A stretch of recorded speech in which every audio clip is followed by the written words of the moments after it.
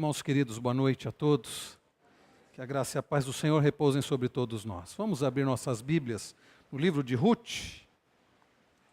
Nós iremos iniciar hoje, meus irmãos, uma nova série, a exposição do curto, breve, mas tão profundo e significativo livro de Ruth. Você já deve ter lido esse livro. Você já deve ter ficado encantado com a história desse livro. Alguns têm classificado o livro de Ruth como uma das mais lindas histórias de amor. Este livro tem sido considerado por alguns uma história de superação, uma história de amizade. Quantos temas interessantes nós podemos destacar do livro de Ruth. Mas você vai aprender que o livro de Ruth não tem a ver simplesmente com uma história de amor, com uma história de superação, com uma bela história também de amizade entre uma sogra e a sua nora. O livro de Ruth tem a ver com o Senhor, tem a ver com a redenção do Senhor. E creio, meus irmãos, que ao longo desses próximos domingos, o Senhor muito nos abençoará através da exposição desse livro. Livro de Ruth, ele está aí no início ainda das Escrituras. Você pode perceber que ele está nos chamados livros históricos. Depois do Pentateuco, Gênesis, até Deuteronômio, nós temos os livros históricos, Josué, Juízes, e então vem o livro de Ruth. Diferente da posição na Bíblia hebraica, onde ele se encontra nos escritos, na nossa Bíblia, ele está estrategicamente entre o livro dos Juízes e depois o livro que nós encontramos, os livros do profeta Samuel, porque está justamente entre a transição dos Juízes para o período dos reis de Israel, livro de Ruth. E neste início da exposição nós vamos ler dos versos 1 a 6. Acompanhem comigo, acompanhem com atenção, com fé, a leitura da palavra do Senhor, que assim nos diz: Nos dias em que julgavam os juízes, houve fome na terra. E um homem de Belém de Judá saiu habitar na terra de Moabe, com sua mulher e seus 2 filhos. Este homem se chamava Elimeleque, e sua mulher Noemi. Os filhos se chamavam Malom e Quilion, efrateus de Belém de Judá. Vieram à terra de Moabe e ficaram ali. Morreu Elimeleque, marido de Noemi, e ficou ela com seus 2 filhos, os quais casaram com mulheres moabitas. Era o nome de uma órfã e o nome da outra Ruth, e ficaram ali 10 anos. Morreram também ambos, Malom e Quilion, ficando assim a mulher desamparada de seus 2 filhos e de seu marido. Então se dispôs ela com suas noras e voltou da terra de Moabe, porquanto nesta ouviu que o Senhor se lembrara do seu povo, dando-lhe pão. Até o verso 6. Vamos orar mais uma vez? Pai bendito, pedimos-te agora, ó Pai, no momento da exposição da Tua palavra, que o Senhor ilumine as nossas mentes, que o Senhor, ó Deus, nos ajude a nos concentrarmos, a dedicarmos atenção, ó Pai, para a exposição da Tua palavra.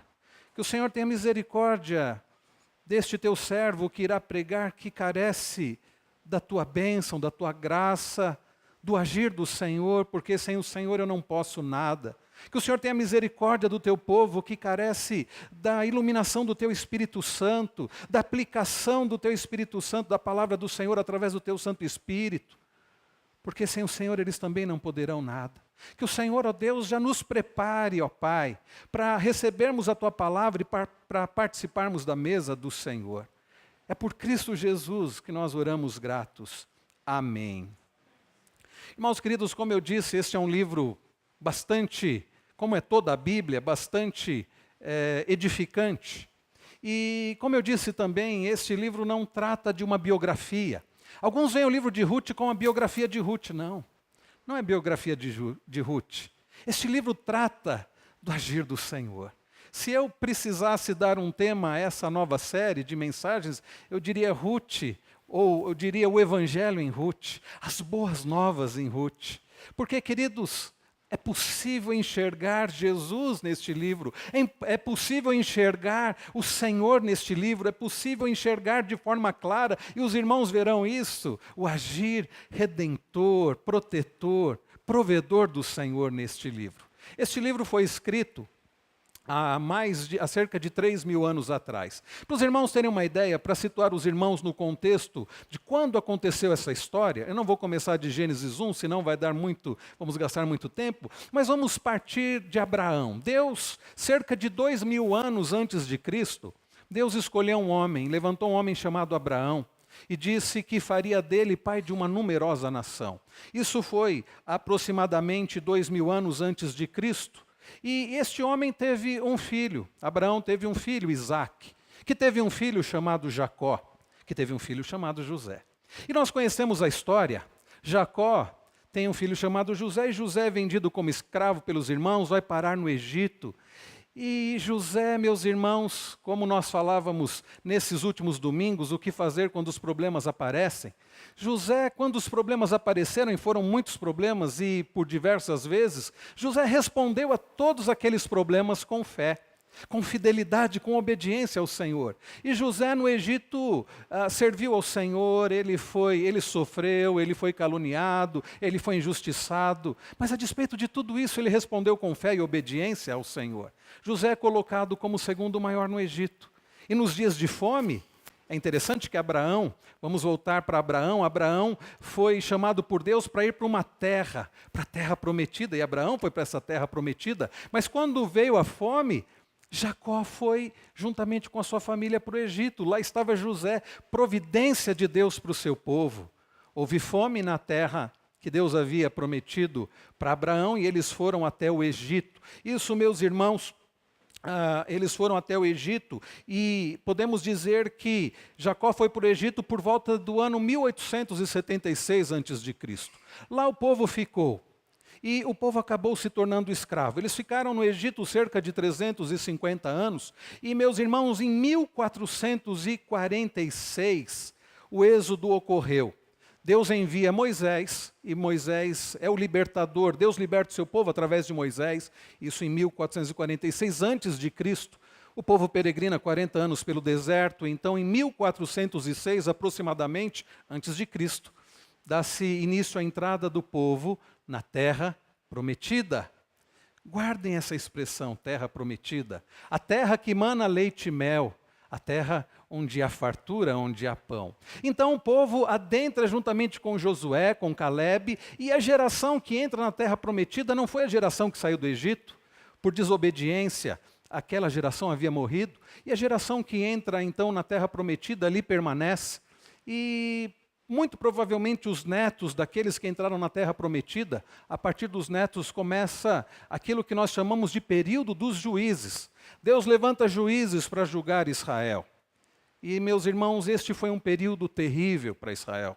Este foi um período terrível não porque Deus quer o mal do seu povo, mas por causa do pecado do povo. No período dos juízes entra um ciclo que nós podemos resumir dizendo que Deus abençoava o povo, mas o povo se afastava de Deus. O povo pecava contra Deus, Deus disciplinava o seu povo, porque Ele é o pai que ama e disciplina o seu filho. E o povo então respondia com arrependimento.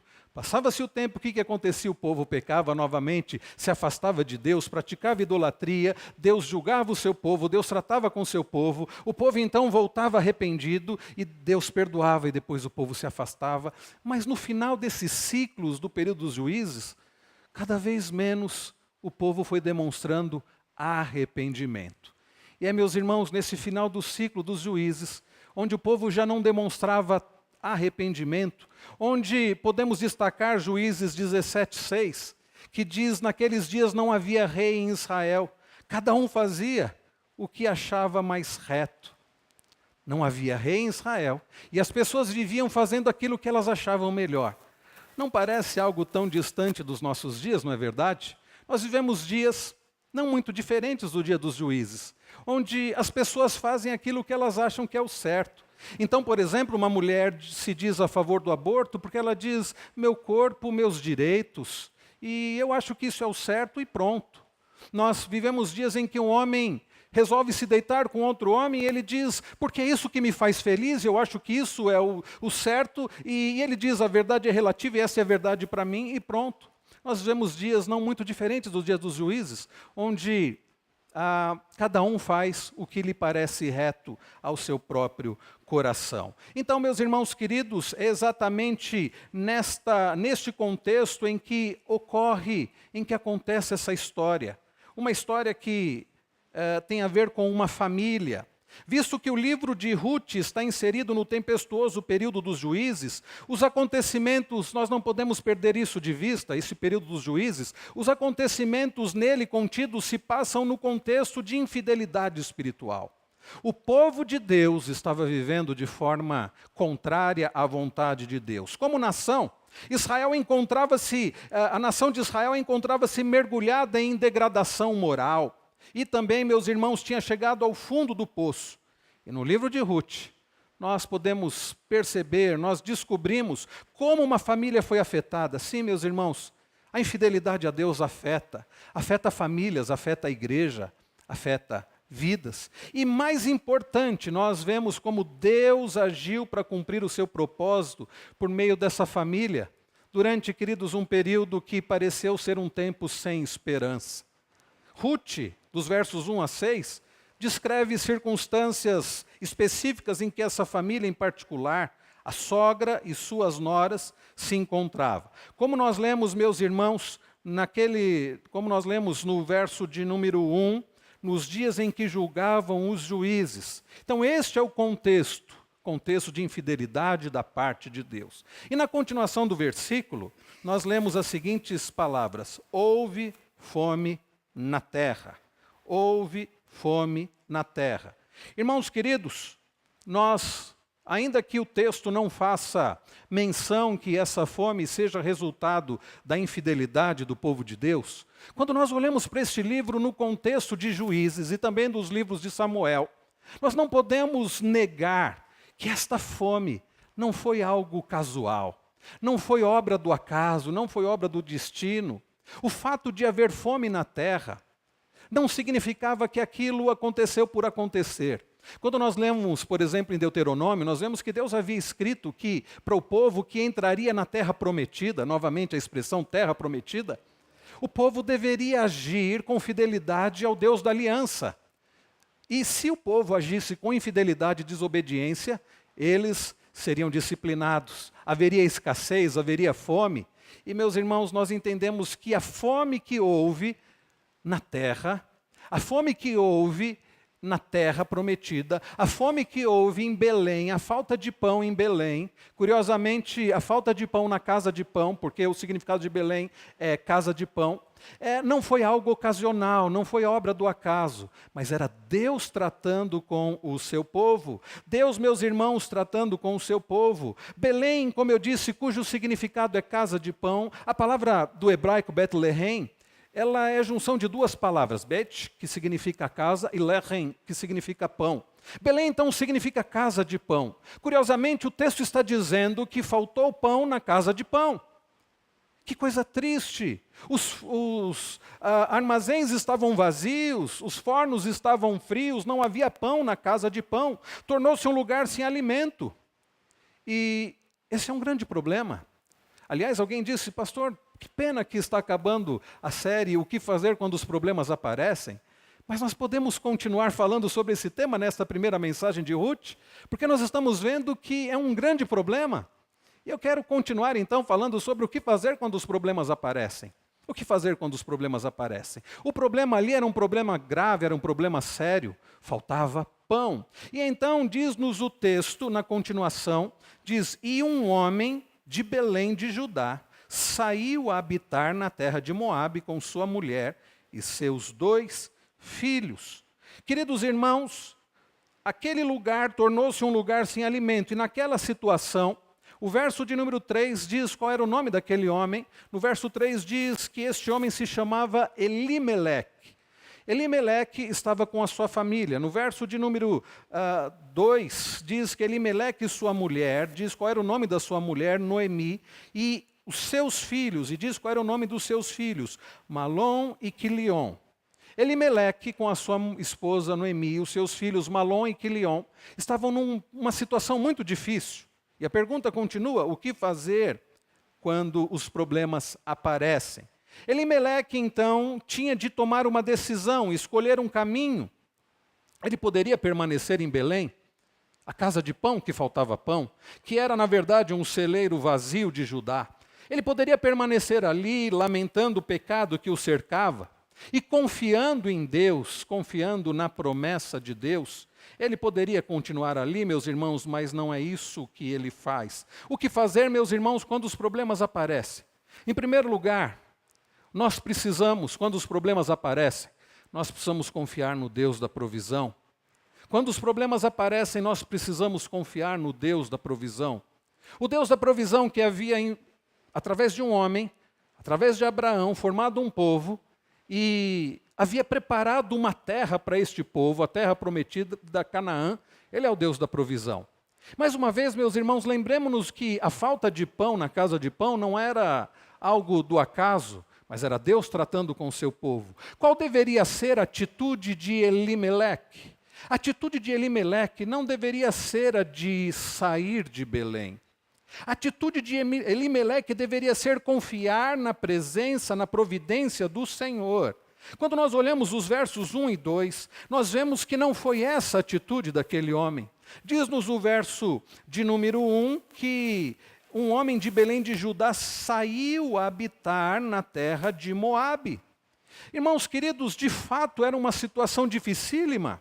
De fato, aquele homem, pai de família, ele estava numa situação que não era uma situação confortável e ele precisava tomar uma decisão. Mas qual é a decisão que ele toma? Preste atenção, queridos, que talvez numa leitura rápida você entenda que ele não fez nada de errado. Afinal de contas, o que há de errado num homem, num pai de família, estando numa terra onde há desemprego, onde há escassez, onde não tem comida? O que há de errado este homem procurar um lugar onde há comida? Porque, na verdade, o que Elimeleque fez foi ir para Moabe.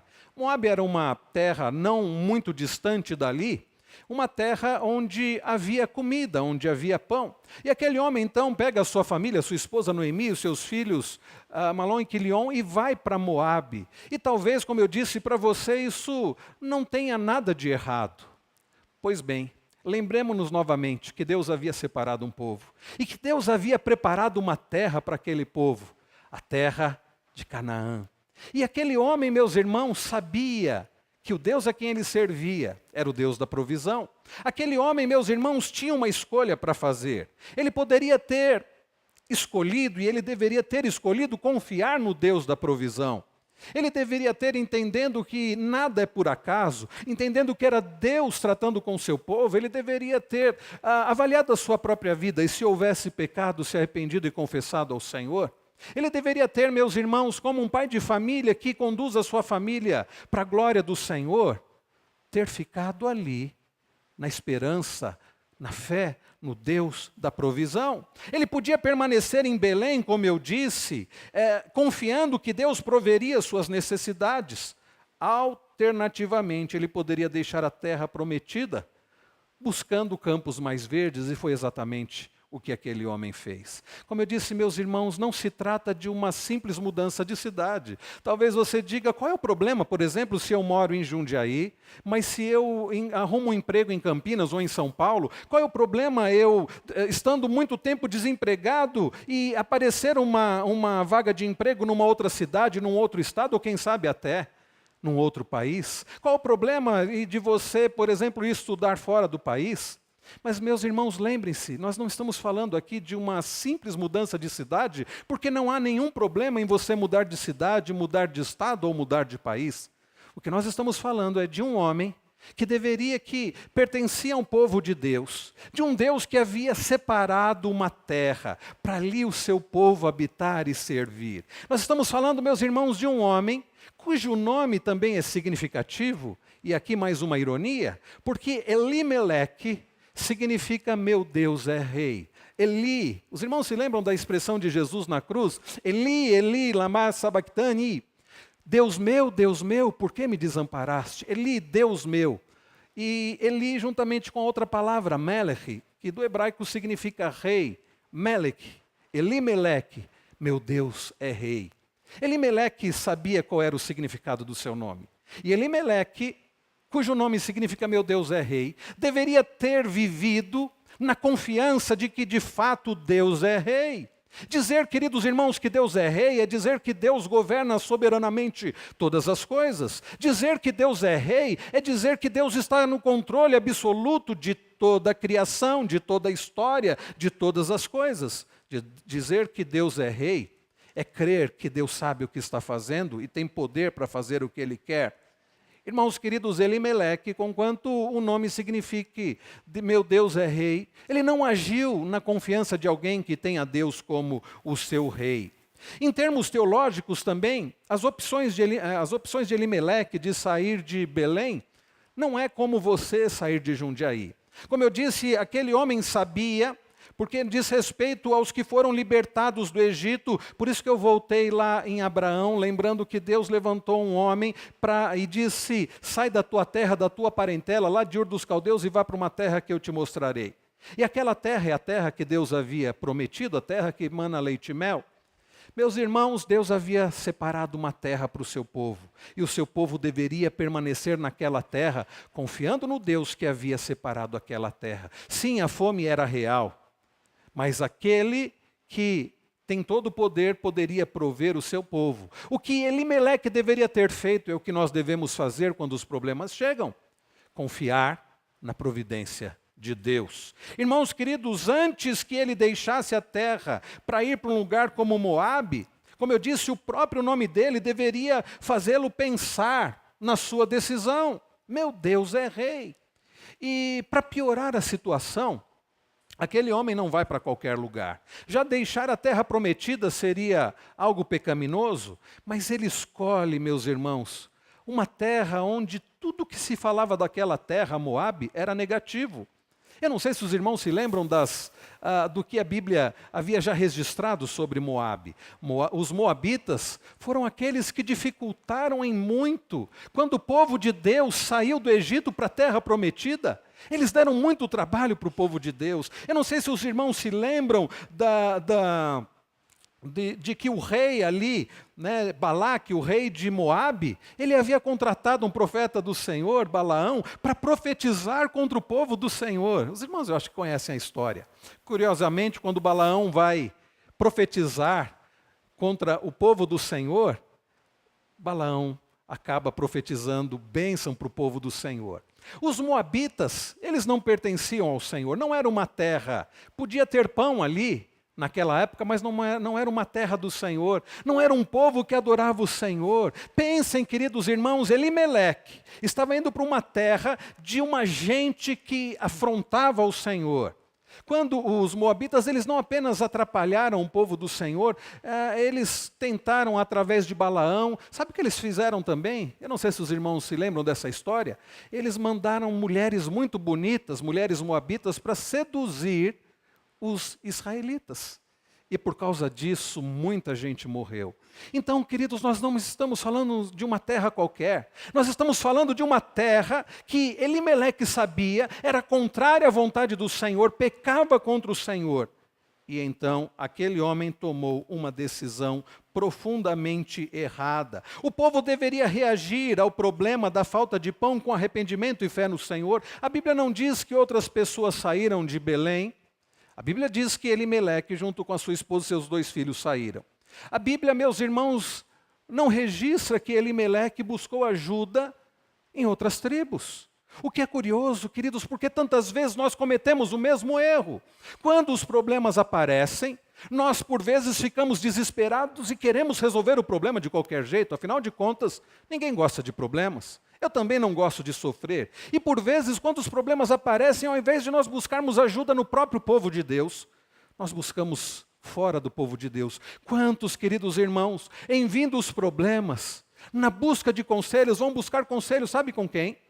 Com pessoas que não temem a Deus. Quantas pessoas têm ido a psicólogos, pessoas que não conhecem a Deus, que não usam a palavra de Deus, buscando conselhos como criar os filhos, conselhos como reagir no casamento. E não é, queridos, não é algo incomum pessoas ouvirem desses profissionais dessa área: se você não está feliz no casamento, você para.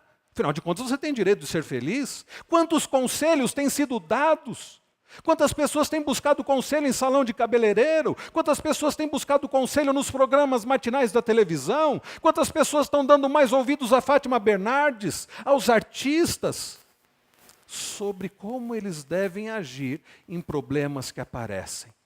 Quantas pessoas têm buscado na palavra de Deus? Quantas pessoas têm buscado no povo de Deus? Quantas pessoas têm buscado conselho na palavra de Deus? Quantas pessoas têm buscado conselho naqueles que são experimentados na fé? Quando os problemas aparecem, você precisa confiar no Deus da provisão. Você, antes de se desesperar e fazer qualquer coisa, busque conselho na palavra do Senhor. Busque confiar no Senhor de todo o seu coração. Não foi isso, queridos irmãos, que Elimeleque fez. Faltou pão na casa de pão. E ao invés dele confiar naquele que é o Deus da provisão, ele tentou resolver do seu jeito. E então ele resolveu ir para Moabe. Pense comigo, ele era um pai de família. E ele tinha que resolver o problema, mas sabe qual era a maior preocupação daquele homem? Era a falta de pão. Ele não considerou coisas muito sérias que ele deveria considerar e que nós devemos considerar e por vezes nós não consideramos. Ele não considerou, por exemplo, o fato de que ele estava indo para um lugar de pessoas que não temiam a Deus. Ele não considerou o fato de que ali não havia lugar de adoração. Sim, hoje você pode adorar ao Senhor em qualquer lugar, em qualquer cidade. E mesmo onde não há igreja, você pode adorar ao Senhor. Nós precisamos nos lembrar das palavras que Jesus diz à mulher samaritana, junto àquele poço, que Deus procura adoradores que o adorem em espírito e em verdade. Mas naqueles dias, no plano redentivo do Senhor, a adoração era na terra do Senhor. E então Elimeleque não considerou que para onde ele ia não havia como adorar ao Senhor. Elimeleque não considerou que as pessoas daquele lugar não eram servas do Senhor. Elimeleque não considerou que ali os seus 2 filhos não encontrariam esposas que temessem ao Senhor. Não, ele não considerou nada disso. Quantas vezes, irmãos queridos, nós tomamos decisões e não consideramos. Nós não consideramos qual é a vontade do Senhor. Eu preciso tomar uma decisão, um problema aparece, eu preciso fazer alguma coisa. E eu não levo em consideração qual é a vontade de Deus, o que vai glorificar ao Senhor, qual é a vontade do Senhor. Eu olho por vezes e vejo apenas o que parece mais fácil, o que vai me dar mais prazer, o que vai resolver o meu problema, um problema de sofrimento. E muitos, meus irmãos, ao tomar uma decisão contrária à vontade do Senhor, sem confiar no Deus da provisão, acabam trazendo para si e para sua família males terríveis. Na continuação aqui, meus irmãos, nós precisamos perguntar que caminho cada um de nós irá escolher. Muitas vezes, nesses momentos de definição na vida, em que temos de determinar que rumo tomar para o futuro, os fatores que mais pesam nas nossas decisões são aqueles que parecem que mais vão nos dar conforto. Um comentarista bíblico chamado Ian Duggett, ele disse o seguinte: o mais importante na nossa vida raramente é a vontade de Deus, comentando essa decisão de Elimeleque, conforme ela está revelada nas Escrituras, especialmente se ela parece afetar diretamente nossas melhores expectativas de felicidade e sucesso. Olha o que ele diz: raramente pensamos seriamente acerca do impacto que nossas escolhas terão na nossa capacidade de criar uma família cristã num mundo que muitas vezes não é o ideal. Como Elimeleque, agimos como soberanos da nossa própria vida, tomando a decisão que parece ser a melhor aos nossos olhos, como nos dias de Juízes. E então ele diz, sem referência a Deus e sem pensar seriamente a respeito das implicações a longo prazo. Muitos, talvez você não conheça alguém que se chame Elimeleque, mas Elimeleque, apesar de ter um nome cujo significado é meu Deus é rei, agiu sem confiar em Deus como rei. Curiosamente, era uma terra em que não havia rei em Israel. Ele agiu como se Deus não fosse rei. Talvez você não tenha um nome com um significado parecido como esse, mas você é chamado de cristão, que significa pequeno Cristo. A pergunta é, você tem vivido como um pequeno Cristo? Como imitador do Senhor? Então, meus irmãos, nós aprendemos que quando os problemas aparecem, é preciso reagir a esses problemas, ou a esse problema, com confiança no Deus da providência. Irmãos queridos, em segundo lugar, o que fazer quando os problemas aparecem? Confiar na providência de Deus e obedecê-lo. Elimeleque não fez isso, mas em segundo lugar, quando os problemas aparecem, É preciso lembrar que agir pecaminosamente diante do problema vai fazer não que o problema se resolva. Muito provavelmente o problema vai se agravar ou vão surgir outros problemas. Eu vou repetir, diante dos problemas, agir pecaminosamente não vai resolver o problema. Vai ou agravar o problema ou surgirão novos problemas. Acompanhem comigo os versos 3 a 5. Eu lerei o verso 3, os irmãos o versículo 4 e depois eu lerei o 5. Morreu Elimeleque, marido de Noemi, e ficou ela com seus 2 filhos.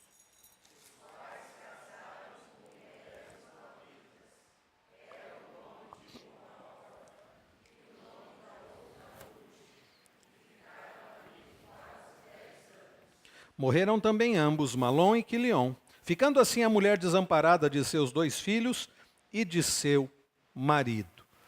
Vejam, irmãos queridos, Elimeleque, diante daquele grande problema da falta de pão na casa de pão, deveria ter ele confiado na providência do Senhor. Deveria ter ele clamado ao Senhor, deveria ter ele buscado auxílio junto aos seus irmãos, junto ao seu povo, o povo de Deus. Mas não é isso que ele faz. Ele resolve partir para uma terra, sair da terra prometida e para uma terra que Deus se desagradava dela. E o que aconteceu? Nós lemos no verso 3 que Elimeleque morre. Vejam como os planos deram tão errado, como as coisas saíram certamente tão diferente de como eles imaginavam. Aquele homem, meus irmãos, morre. Diz-nos o texto que aquele homem, ele morreu. Ele era marido de Noemi e ela ficou com seus 2 filhos. Aquele homem morre, mas Noemi ainda tem 2 filhos, Malom e Quilion. Certamente a morte de Elimeleque, a Bíblia não registra como ele morreu, exatamente quando ele morreu, mas registra que ele morreu. Os problemas vão se agravando. Certamente a morte daquele homem abalou profundamente aquela família. Certamente, meus irmãos, aquilo trouxe profunda dor para aquela mulher e também para os filhos de Elimeleque. Mas, queridos irmãos, a coisa não parou por aí, as coisas ainda pioraram.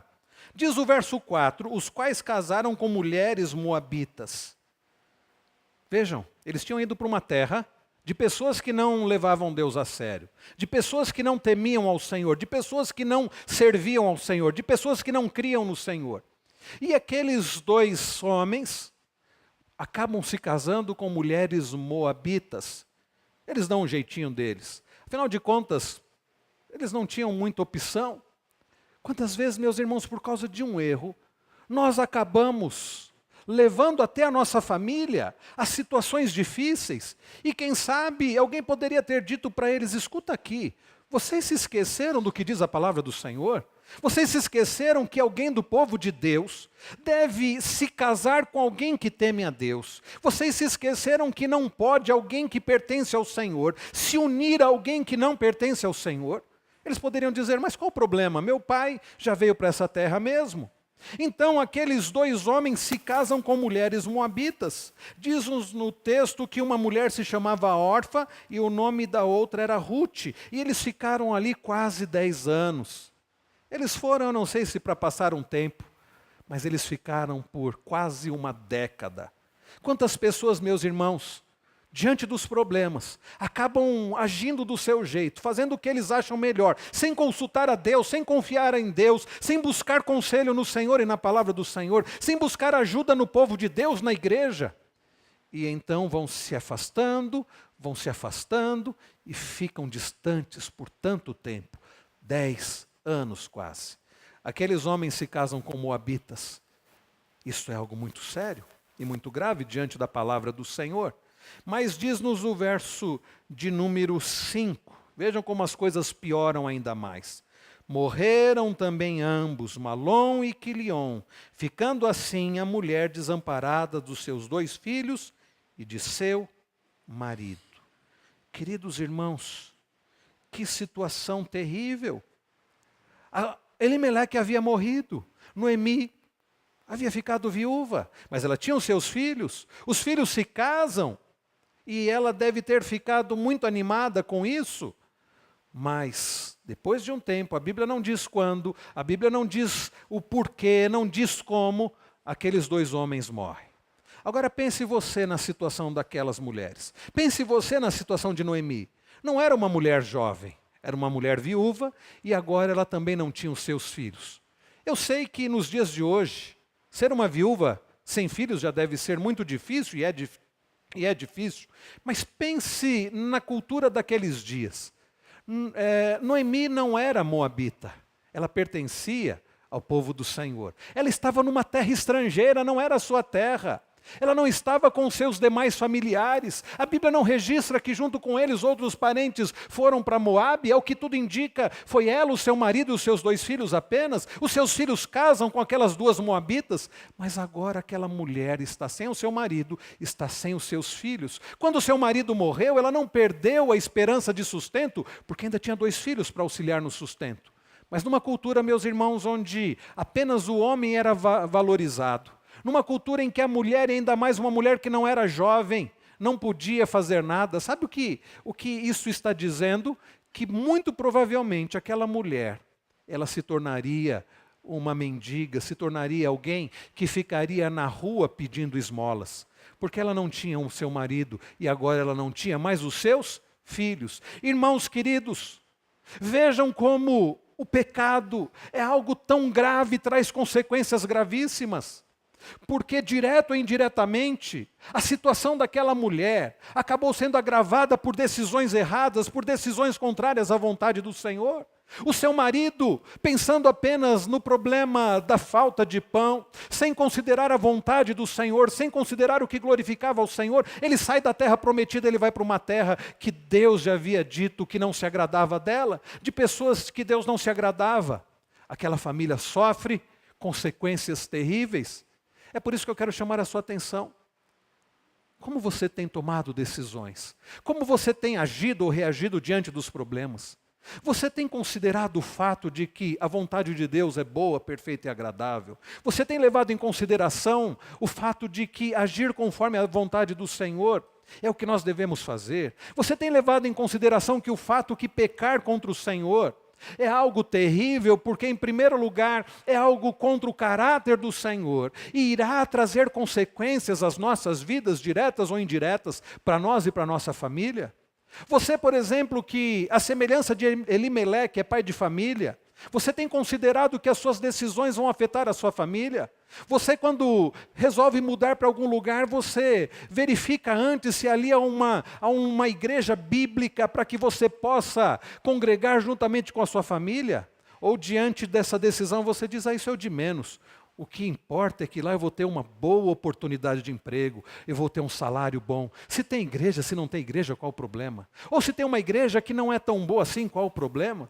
Há pessoas, meus irmãos, que na hora de tomar decisões não levam em consideração que essas decisões vão afetar a própria família. Há pessoas escolhendo igreja por causa de estacionamento, por causa dos bancos, se tem ar-condicionado, ou por causa da qualidade da música. E então levam a sua família para servir numa igreja que por vezes não é bíblica e a família não vai adorar e não será instruída conforme a vontade do Senhor. E sabe, meus irmãos, quando nós tomamos decisões fora da vontade do Senhor, nós vamos sofrer as consequências dessas decisões, por vezes nós e a nossa família. Por isso eu insisto, eu repito, agir pecaminosamente diante do problema faz com que o problema piore, ou faz com que surjam outros problemas. Elimeleque age em desacordo com a vontade do Senhor, ele morre, os seus filhos morrem, e agora está Noemi, viúva, sem filhos, com as suas noras, e diante daquela situação terrível, como eu disse, o que haveria de se esperar era que elas morressem de fome. Elas haviam saído da casa de pão porque não havia pão. Elas vão a Moabe onde havia pão, mas elas não são recebidas. Elas passam 10 anos aparentemente bons, apesar da morte de Elimeleque. Mas chega uma hora que também falta pão. As suas decisões você precisa tomar baseada na vontade do Senhor. E quando você reage pecaminosamente, quando você reage aos problemas e toma decisões não levando em consideração a vontade do Senhor, você certamente só sofrerá as consequências. A decisão pecaminosa de Elimeleque de ir para Moabe e de não confiar na promessa de Deus, na soberania de Deus, na providência de Deus, traz sérias consequências. Irmãos queridos, o caminho mais fácil nem sempre é o bíblico. Pecados trazem consequências. Mais uma vez eu me pergunto, como você tem reagido diante dos problemas? O que você tem levado em consideração na hora de você tomar decisões? Quantas pessoas, meus irmãos, como eu disse, mesmo sendo chamada de cristãos, de cristãs, não agem como Cristo? Quantas vezes tomamos decisões olhando apenas para o agora? Quantas vezes tomamos decisões buscando apenas o nosso conforto, resolver o nosso problema imediato? Eu tenho visto com tristeza adolescentes, jovens, se relacionando em namoro com pessoas que não temem ao Senhor. Eu tenho visto gente se casando com pessoas que não temem ao Senhor, contrariando a vontade do Senhor. Já parou para pensar que quando você se casa com alguém, você se torna uma só carne com aquela pessoa? E como você que pertence ao Senhor vai se tornar uma só carne com alguém que não é filho de Deus? E você sabe, a pessoa que não é filho de Deus, de quem ela é filho? Eu tenho visto, meus irmãos, pessoas que, por estarem tão preocupadas com a questão financeira, acabam tomando decisões contrárias à vontade do Senhor, destruindo a família por causa de dinheiro. E elas trabalham, e a carreira é o mais importante, e os filhos são deixados de lado. Eu tenho visto pessoas que, diante de eu tenho visto, por exemplo, adolescentes e jovens, principalmente jovens, que diante dos desafios da faculdade, dos trabalhos, dos muitos trabalhos, dizem, não dá para ir na igreja, eu preciso me dedicar à escola. E é claro que você deve se dedicar à escola, aos trabalhos, mas no dia do Senhor, deixam de adorar ao Senhor. Eu tenho visto na minha vida, meus irmãos, por vezes, que eu tenho tomado decisões, e ao ler este livro, ao estudar este livro para pregar para os irmãos, o Senhor falou ao meu coração, me corrigindo também, me levando a considerar que, por vezes, eu tenho tomado decisões sem considerar o que glorifica ao Senhor.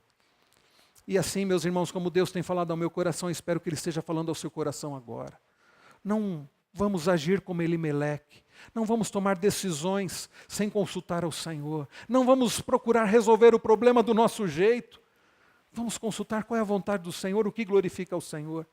Então, irmãos, nós aprendemos nesta noite que quando os problemas aparecem, é preciso confiar no Deus da providência e obedecer ao Senhor.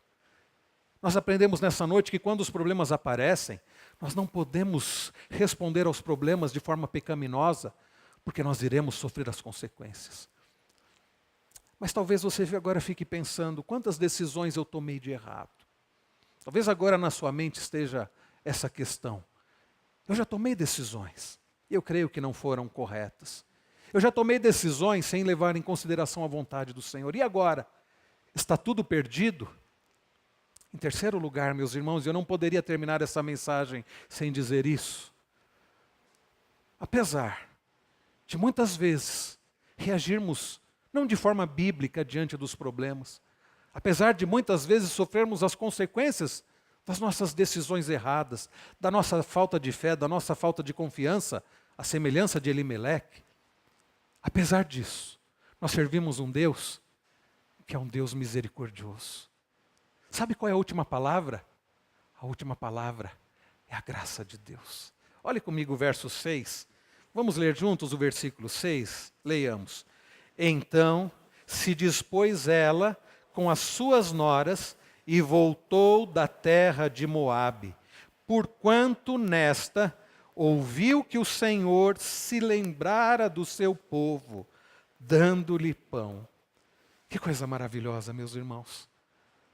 Deus havia se lembrado do seu povo. E no lugar onde faltou pão, Deus havia dado pão. Irmãos queridos, nós servimos um Deus que não nos trata conforme os nossos pecados. Nós servimos um Deus que não diz, você agiu assim, agora você vai sofrer o resto da sua vida e eu não quero mais saber de você. Nós servimos um Deus que por vezes permite situações difíceis. Ele é o pai que corrige o filho a quem ele ama. E depois da correção, Ele perdoa, Ele abraça, Ele demonstra amor, Ele restaura. Então eu quero dizer para você que talvez, diante dessa mensagem, esteja lembrando dos erros, dos pecados. Eu quero dizer para você que, mesmo quando faltou pão e você não confiou no Senhor, o Senhor se lembra do seu povo. O Senhor perdoa. O Senhor é um Deus misericordioso. O Senhor, meus irmãos, é aquele que é um Deus gracioso. É por isso, meus queridos irmãos, que Ruth 1,6 não atesta a bondade e a dignidade humana. Aqui no verso 6 não fala que Noemi se arrependeu, não fala que ela resolveu confiar no Senhor. O que nós lemos aqui é que ela ouviu falar que o Senhor havia se lembrado do seu povo e que havia dado pão ao seu povo. Não atesta então a bondade e a dignidade da humanidade, mas a graça de Deus.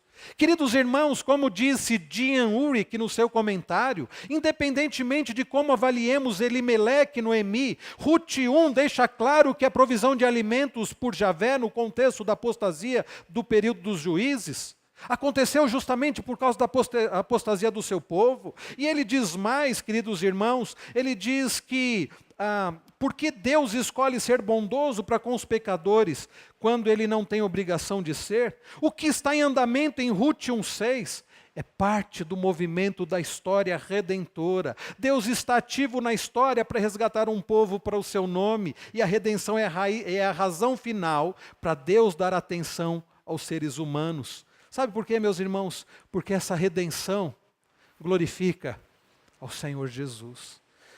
Sabe, meus irmãos, por vezes nós agimos de forma errada, tomamos decisões erradas, sofremos as consequências das nossas decisões. Mas o que me traz esperança é ler aqui no verso de número 6, que o Senhor se lembrara do seu povo dando-lhe pão. O Senhor que se lembrou de um povo, que era um povo rebelde, um povo idólatra, um povo ingrato.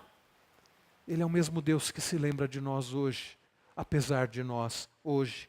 Deus não nos abandona ao nosso pecado ou às consequências das escolhas de outras pessoas. Ele agiu em Jesus Cristo para nos salvar de nossos pecados e para resgatar a sua criação. Sabe, meus queridos irmãos, como eu disse, Belém significava casa de pão e faltou o pão. Elimeleque significava meu Deus é rei e não confiou em Deus como rei. Noemi significava agradável, e você vai ver logo mais à frente que ela chega a pedir para ser chamada de Mara, amargo, por causa das situações. E eu não sei se o seu nome tem algum significado. Eu quero dizer, não se preocupe com os significados dos nomes em geral, porque você pode pensar em um nome, Jesus. Sabe o que significa Jesus Salvador? Jesus Cristo Salvador ungido. É este nome, meus irmãos, que nós precisamos nos lembrar. Jesus Cristo, o Salvador ungido. É este nome que faz toda a diferença. Por isso, queridos irmãos, quando os problemas aparecem, nós precisamos confiar em Deus. Nós precisamos lembrar que agir pecaminosamente diante dos problemas vai agravar a situação. E nós precisamos lembrar que o nosso Deus, apesar dos nossos pecados, da nossa fraqueza, da nossa imperfeição, Ele é um Deus que lembra do seu povo. Ele é um Deus que dá o pão para o seu povo. Queridos irmãos, a história de Ruth, nós veremos, é a história da redenção. Porque Ruth, dela, juntamente com Boaz, vem o rei Davi. E do rei Davi, sabe quem vem, meus irmãos?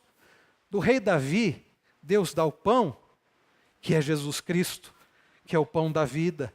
Queridos irmãos, a história de Ruth tem a ver não com Ruth, Noemi, Boaz, Elimeleque, Malom ou Quilion. A história de Ruth aponta para aquele que disse, eu sou o pão da vida. A história de Ruth aponta para aquele, meus irmãos, que tem poder de saciar a fome, que tem poder de saciar a sede. A história de Ruth aponta para o fato de que Deus governa e redime o seu povo.